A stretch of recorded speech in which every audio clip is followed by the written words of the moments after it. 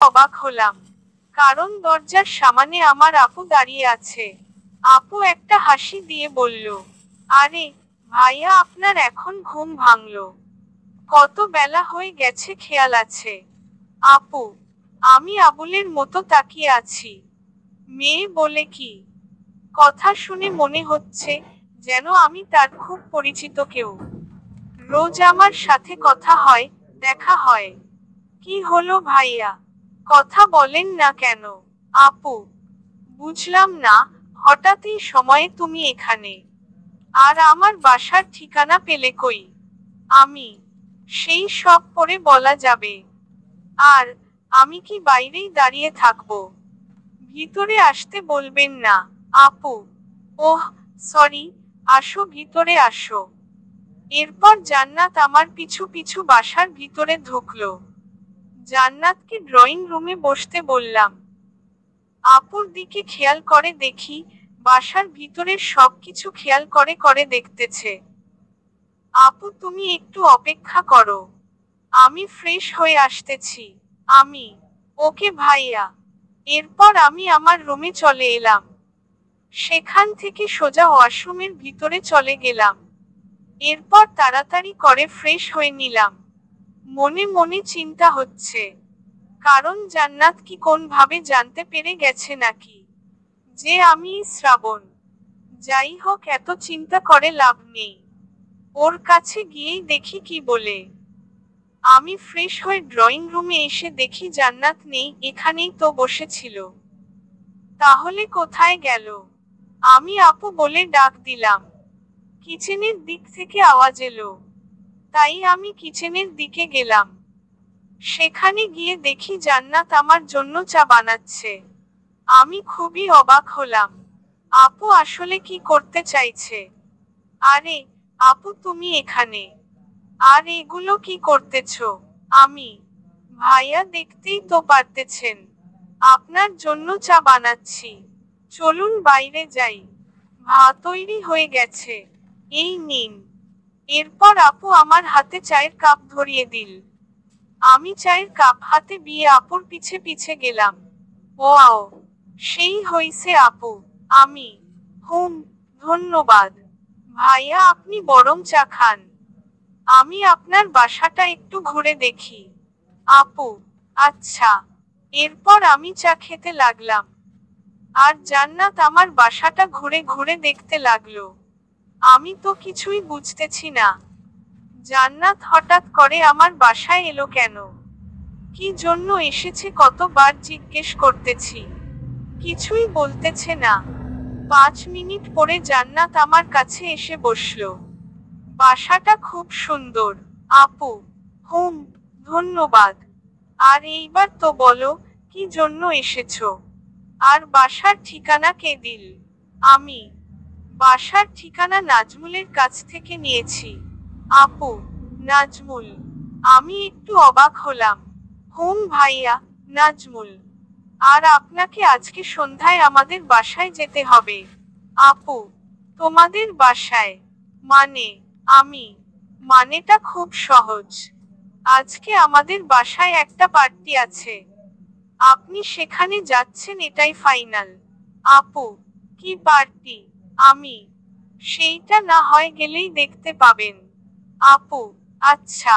আমি, ভাইয়া আপনার বাসায় কে কে আছে? আর কাউকে দেখতে পাচ্ছি না যে। আপু আমার দিকে তাকিয়ে বলল। আপুর এমন কথায় একটু অবাক হলাম। কি বলবো এখন? ভাবতে ভাবতে বলেই দিলাম, কেউ থাকে না, আমি একাই থাকি। আমি, মানে ঠিক বুঝলাম না। আপু, এই সব জেনে তুমি কি করবে? বাদ দাও। আমি, আচ্ছা ভাইয়া, আপনি এতদিন কই ছিলেন? কোথাও দেখতে পাইনি যে। আপু, আসলে এই কয়েকটা দিন আমি বাসা থেকে বের হইনি, একটা কাজে ব্যস্ত ছিলাম। আমি, ভাইয়া আপনার ফেসবুক আইডির নাম বলেন তো? আপু, এই রে, এবার কি বলবো? ফেসবুক আইডিতে তো আমার সম্পূর্ণ নাম দেওয়া আছে, তাহলে এইবার কি করি? অনেকটা ভ্যাবাচেকা খেয়ে গেলাম। আপুর দিকে তাকিয়ে দেখি আমার দিকে কেমন করে তাকিয়ে আছে। আমি এরপর নিজেকে ঠিক করে বললাম, না, মানে আর কি, আমি ফেসবুক চালাই না, কোনো খারাপ কথা বলবো না আমি। ভাইয়া, আপনি তো প্রচুর মিথ্যা বলেন। আপু আপু আমার সামনে আমার ফোন বের করে বলল, তাহলে এইটা কার ফেসবুক? আপু, আমি তো পুরাই অবাক। আমার ফোন পেল কই? ও মনে পড়েছে, আমি তো ফোন রুমেই ফেলে এসেছিলাম। আর ফোনে কোন লক ছিল না। জান্নাত হয়তো আমার রুমে গিয়ে নিয়ে এসেছে। ও, হ্যাঁ মনে পড়েছে, আছে তো। একটা বোকা মার্কা হাসি দিয়ে, আপনাকে আমি পরে দেখে নিব। এখান বাসায় যাই, অনেক কাজ আছে। আমার সন্দেহই যদি ঠিক হয় তাহলে খবর আছে বলে দিলাম। জান্নাত একদম আমার কাছে এসে বলল কথাগুলো। আমি তো পুরাই ভয় পেয়ে গেলাম, যেন কোন ভিলেন মাত্র আমাকে হুমকি দিয়ে চলে গেল। জান্নাতের চলে যাওয়ার দিকে আমি তাকিয়ে রইলাম। আরে ভাই, এটা কি আমার সেই পিচ্চি আপুটা নাকি? দেখতে দেখতে অনেক বড় হয়ে গেছে। আর সবচেয়ে বড় কথা, অনেক চালাক হয়েছে। মনে মনে একটা হাসি দিলাম। এরপর সকালের খাবার বানাতে চলে গেলাম কিচেনে। সকালের খাবার খেয়ে বাসা থেকে বাইরে বের হলাম। হৃদয়, জয়কে ফোন দিয়েছিলাম। হারামিগুলো সব নাকি অফিসে আছে, তাই আসতে পারবে না। আমি একা একা রাস্তা দিয়ে হাঁটতেছি আর সিগারেট খাইতেছি। আজকের আবহাওয়া তেমন ভালো না, যার কারণে দুপুর টাইমেও রাস্তায় রোদ নেই। সেই একটা পরিবেশ। এমন সময় সাথে যদি ভালোবাসার মানুষ থাকে, তাহলে আর কি লাগে। কবে যে একটা বিয়ে করব। ঠিক তখনই আমার সামনে শিমলার গাড়ি এসে থামলো। শিমলা গাড়ি থেকে নেমেই আমার মুখ থেকে সিগারেটটা নিয়ে ফেলে দিল। আমি হা করে তাকিয়ে আছি। গাড়িতে উঠে বসো, এইটা বলে শিমলা গাড়িতে গিয়ে বসে পড়ল। আমি কিছু না বলে রাস্তায় দাঁড়িয়ে আছি। এইবার শিমলা আমার হাত ধরে নিয়ে গাড়িতে তার পাশে বসাল। আমি কিছু বলতেছি না, দেখি কি করে। কতবার বারণ করেছি সিগারেট না খেতে। শিমলা, আমার ভালো লাগে। আমি, ভালো লাগলেই কি খেতে হবে নাকি? এটা শরীরের জন্য ক্ষতিকর। তুমি জানো না? শিমলা, ক্ষতিকর জেনেও মানুষ অনেক কিছু করে। আমি না হয় এই সিগারেটই খেলাম, কি আসে যায়। আমি, আমার কথার কোন উত্তর দিলা না শিমলা। আসলে শিমলা কি করতে চাইতেছে? ও কি আবার ইমনকে ভালোবেসে ফেললো নাকি? আমিও তো এটাই চাই। যত বেশি ইমনের প্রেমে পড়বে ততই তো আমার লাভ। এরপর শিমলা গাড়িটা একটা নির্জন রাস্তায় দাঁড় করাল। আশেপাশে তাকিয়ে দেখি বসার জন্য একটা বেঞ্চ আছে। আমি আর শিমলা ওখানে গিয়ে বসলাম। এখানে নিয়ে এলেন কি জন্য? আমি, সত্যিই বুঝতেছ নে? শিমলা, না বললে বুঝবো কিভাবে? আমি আমি নিজেও জানি না কেন তোমাকে এখানে নিয়ে এসেছি। তোমাকে কেন জানি বারবার দূরে সরিয়ে দিয়েও আমি থাকতে পারতেছি না। কেন জানি বারবার আমার মন বলে আমি আমার খুব প্রিয় কিছু দূরে সরিয়ে রাখতেছি। বিশ্বাস করো, এই কয়েকদিন অনেক চেষ্টা করেছি। কিন্তু আমি বুঝতে পেরেছি তোমাকে না দেখে থাকা আমার পক্ষে সম্ভব না। শিমলা, হাহা, ম্যাডাম, এটাকে আমাদের ভাষায় ভালোবাসা বলে। অবশেষে কেউ আমার প্রেমে পড়ল। আমার তো লজ্জা করতেছে। একবার বল ভালোবাসি, এরপর বুঝাবেই আমি কি জিনিস। শিমলা কিছু না বলে বসা থেকে উঠে গাড়ি নিয়ে আমার সামনে থেকে চলে গেল। আমি অবাকের চরম পর্যায়ে চলে গেলা। মানে কি? নিজেই নিয়ে এল, নিজেই ভালোবাসার প্রকাশ করল। আর আমি যখন সেটার মানে বললাম তখনই কিছু না বলে চলে গেল। আমি জানি শিমলা, তুমি যতই আমার থেকে দূরে থাকো না কেন আমার ফাঁদে তোমাকে পা দিতেই হবে। এরপর জোরে একটা শ্বাস নিয়ে রাস্তা দিয়ে হাঁটতে লাগলাম। অনেক কিছু ভাবতেছি। এত পরিমাণে প্ল্যান করেছি যে কখন কোথায় যাব সে সব কিছু প্ল্যান করা। তখন আমার ফোনে একটা কল এলো। আমি নাম্বারটা দেখে রিসিভ করি। স্যার, কেমন আছেন? জাকির। আরে, জাকির সাহেব যে। খুব ভালো। আপনারা কি অবস্থা? সব ঠিকঠাক আছে তো ওখানে?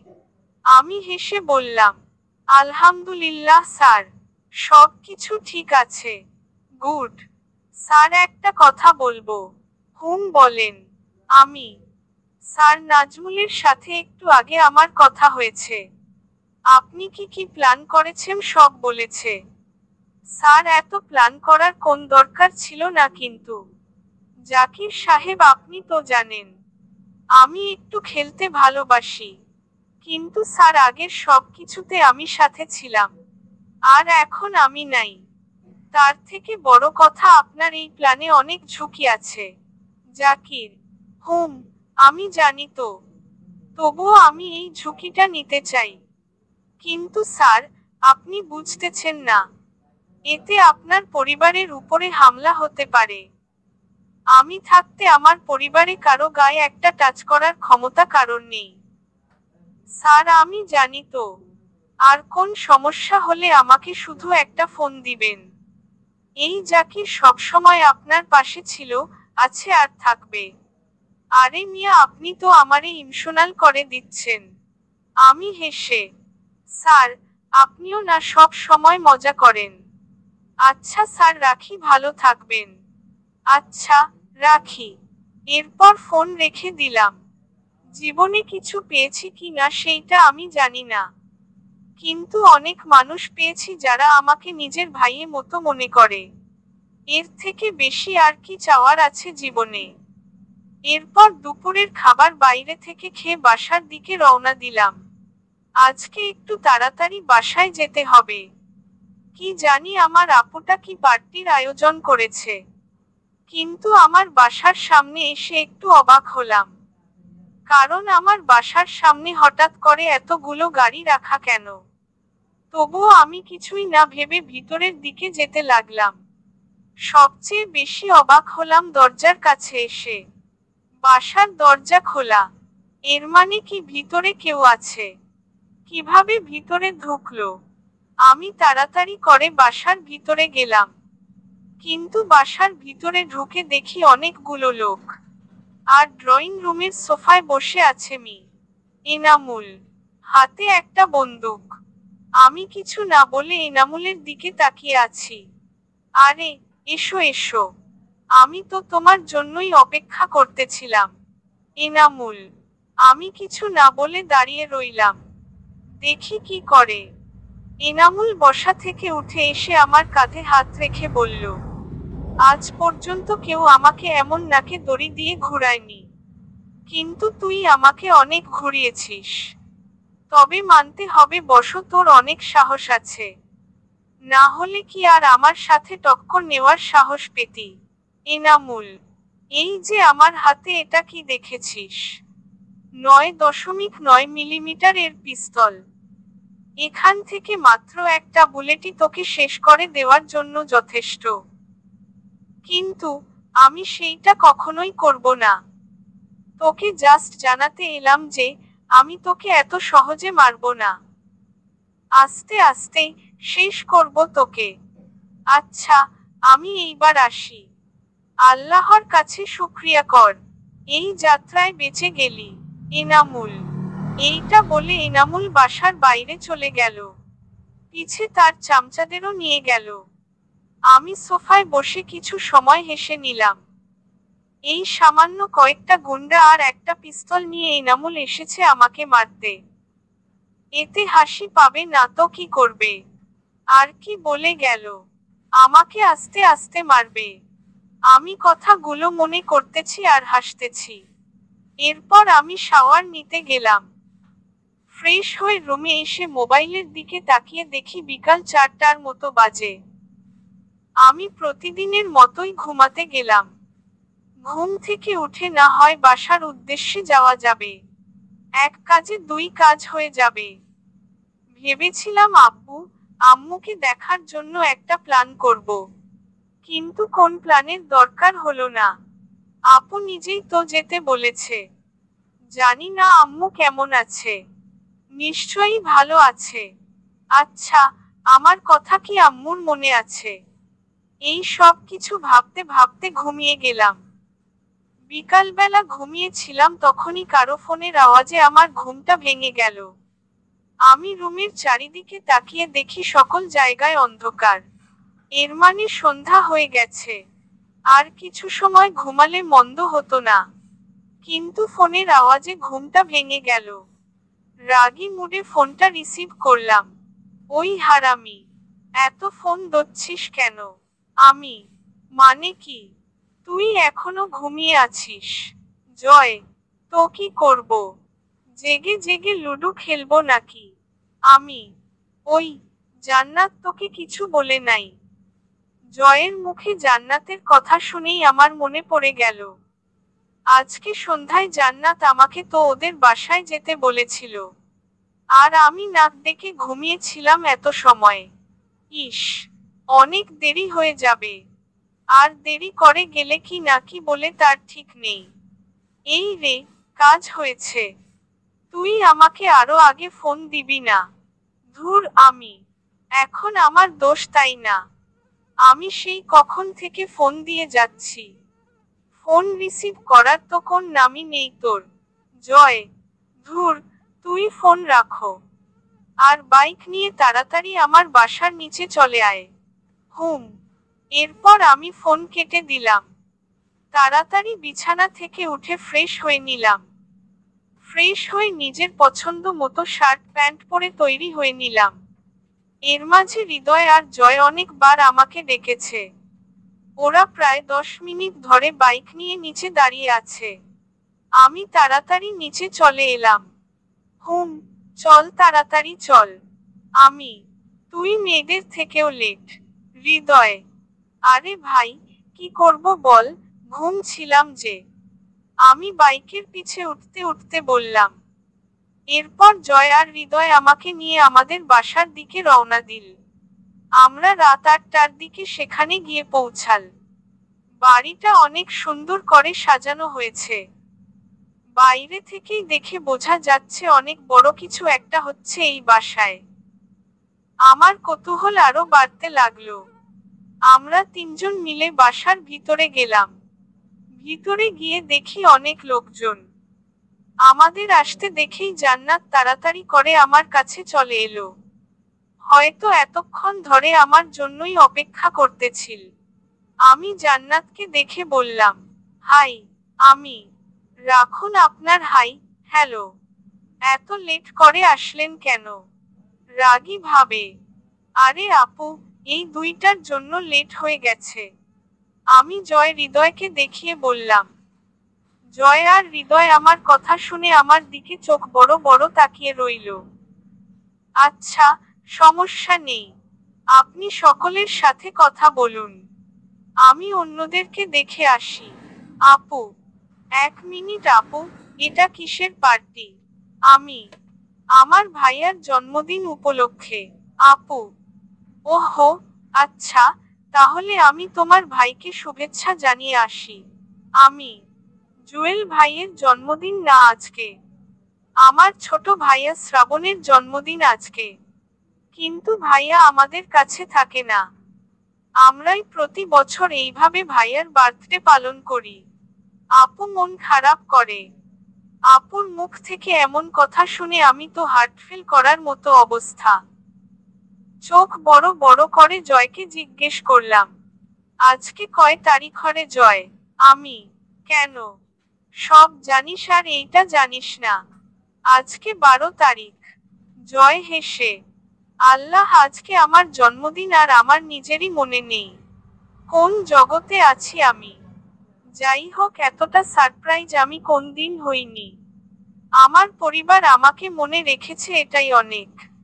আমাকে এমন ভাবে তাকিয়ে থাকতে দেখে আপু বলল, ভাইয়া আপনার আবার কি হলো? আপু, না, না, কিছু না। আচ্ছা, ভাইয়া আপনি গল্প করুন। আমি একটা কাজ করে আসি। আপু, আচ্ছা। এরপর আমরা তিন বন্ধু বাসার এক পাশে এসে তিনটা চেয়ার নিয়ে গোল হয়ে বসলাম। কি মামা, কেমন দিলাম? হৃদয়, তোরা আমাকে বলবি না এটা আমার জন্মদিন? আমার তো খেয়ালই ছিল না। আমি, এটাকে বলে সারপ্রাইজ। আর তোর মনে থাকে কি? নিজের বার্থডেও মনে থাকে না? জয়, আরে ভাই আর বলিস না। পুরো বাজে একটা পরিস্থিতি। আমরা তিন বন্ধু একসাথে বসে গল্প করতেছিলাম, তখনই কোথা থেকে একটা পিচ্চি এসে আমার কোলে বসে পড়ল। আর আমার বুকে মাথা রেখে চোখ বন্ধ করে রইল। এত তাড়াতাড়ি সবকিছু হয়ে গেল যে কিছুই বুঝলাম না। আমি পিচ্চিটাকে আমার কোল থেকে নামাতে চাইলাম, কিন্তু আমাকে ছাড়ার কোন নামই নেই। যেন মনে হচ্ছে আমার কোলে এসে পিচ্চিটা লুকিয়ে আছে। জয় আর হৃদয় তো হাসতে হাসতে শেষ। এই যে মিস, আপনি এইভাবে আমার কোলে বসে পড়লেন কেন? আমি মজা করে। এমনিতেই ছোট বাচ্চা আমার ভালো লাগে। আস্তে আস্তে আম্মু টের পেয়ে যাবে যে আমি আপনার কোলে লুকিয়ে আছি। পিচ্ছি, ও আচ্ছা, তা আপনার নাম কি মিস? আমার নাম রিদি। পিচ্ছি, রিদি নাম শুনে আমার দুই বন্ধু একসাথেই চিল্লানি দিল। আরে এটা তো তোর ভাইয়ের মেয়ে রিদিতা রিদি।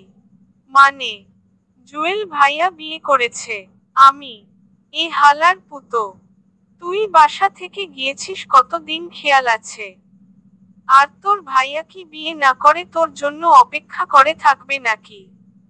জয়, আরে আমার তো খেয়ালই ছিল না। আমি, এই তোমরা কি নিয়ে কথা বলতেছ? আর আমার আব্বুর নাম নিচ্ছ কেন? পিচ্ছি, মামনি তুমি আমাকে চিন? আমি কে জানো? আমি, না তো, কে তুমি? পিচ্ছি, আমি তোমার চাচ্চু শ্রাবণ। আমি, চাচ্চু তুমি? কিন্তু আব্বু যে বলে তুমি নাকি ছোটবেলায় হারিয়ে গেছো। রিদি আমার মুখের দিকে তাকিয়ে, আমি এই প্রথম আমার ভাইয়ের মেয়ের মুখ দেখলাম। মাশাল্লাহ, অনেক সুন্দর। তবে ভাইয়ার মতো দেখতে হয়নি। হালকা হালকা মিল আছে ভাইয়ার সাথে। আরে, চুপ চুপ, আস্তে, সবাই শুনে ফেলবে। এটা সিক্রেট। তুমি তো আমার পিচ্চি মামনি, তাই তোমাকে বললাম। তুমি কাউকে বলো না কিন্তু। আচ্ছা, তুমি সত্যি তো আমার চাচ্চু নাকি মজা করতেছ আমার সাথে? পিচ্ছি, আরে সত্যি আমি তোমার চাচ্চু। পিচ্ছির কপালে একটা পাপ্পি দিয়ে বললাম। ওয়াও, কি মজা, এইবার আমার চাচ্চু এসে গেছে। এখন আর কেউ আমাকে খুঁজে পাবে না। আমি চাচ্চুর কোলে লুকিয়ে থাকবো। পিচ্ছি, এখন আর লুকানোর দরকার নেই। চলো আমরা বরং সবাই মিলে একটা গেম খেলি। আমি, আচ্ছা, চলো। পিচ্ছি, এরপর আমি আর রিদি অনেক সময় ধরে বিভিন্ন গল্প করেছি। খুব অল্প সময়ের মধ্যেই আমার আর পিচ্ছির ভাব জমে গেল। আমি আর রিদি গল্প করতেছিলাম আমাদের পরিবার নিয়ে। তখনই কোথা থেকে একটা মেয়ে এসে বলল, আম্মু তুমি এখানে? আর আমি তোমাকে সেই কখন থেকে সারা বাসায় খুঁজে যাচ্ছি। আমি তো এখানেই ছিলাম সেই কখন থেকে। পিচ্ছি, অনেক সময় থেকেছো এখানে। এইবার আমার কাছে এসো, রাতের খাবার খেতে হবে। না আম্মু, আমি যাব না। আমি চাচ্চুর কাছে থাকবো। পিচ্ছি, তখনই আমি পিচ্ছিকে চোখের ইশারায় কাউকে কিছু না বলতে বললাম। আমার পিচ্ছিটাও অনেক চালাক আছে, একবারেই বুঝে গেল। কোথায় তোমার চাচ্চু? আমাদের দিকে তাকিয়ে, তুমি চলো তো আম্মু, আমি মজা করতেছিলাম। পিচ্ছি, চলো। এরপর মেয়েটা পিচ্ছিকে কোলে করে নিয়ে চলে গেল। ভাই, এইটা কে রে? আগে তো কখনো আমাদের বাসায় দেখি নাই। আমি, ওরে বলদ, এইটা তোর ভাবি, রিদির মা। জয়, ও, এই ব্যাপার। দেখছিস আমাদের পিচ্ছি কি চালাক। আমি হেসে, ভাই আমি এমন পিচ্ছি আগে দেখি নাই। হৃদয়, বুঝতে হবে না কার পরিবারের লোক। তুই থামো, সব সময় শুধু ভাক্কা আর ভাক্কা। তোরা থামো, অনেক সময় এলাম, কিন্তু এখনো কেক কাটার কোন নাম গন্ধ নেই। কখন কাটবে কেক? জয়, আমারও তো সেই একই প্রশ্ন। এদিকে ক্ষুধায় আমি মরে যাচ্ছি। হৃদয়, তখনই কেক কাটার ডাক পড়ে। আমরা সবাই মিলে সেখানে যাই। সেখানে গিয়ে দেখি অনেক লোকজন। তবে আমি আমার আম্মুকে এক দেখাই চিনে ফেললাম। সেই কবে দেখেছিলাম আম্মুকে মনে নাই। এখন আর আম্মু আগের মতো নেই। মাথার চুল সাদা হয়ে গেছে হালকা হালকা, চোখে চশমা দেওয়া। আর আব্বুরও সেম একই অবস্থা। খুব ভালো লাগতেছে পরিবারের সবাইকে একসাথে দেখতে পেরে। এরপর আমার পরিবারের সবাই মিলে একসাথে কেক কাটা সম্পূর্ণ করলো। সেখানে সবাই ছিল, কিন্তু যার আজকে জন্মদিন, যার কেক কাটার কথা সে, মানে আমি, নিচে দাঁড়িয়ে আছি। আমার তো সেই হাসি পাচ্ছে এমন কাণ্ড দেখে। বন্ধুদের দিকে তাকিয়ে দেখি হারামি গুলো কিছুক্ষণ পরপরই হেসে উঠতেছে, আর আমার দিকে তাকাচ্ছে।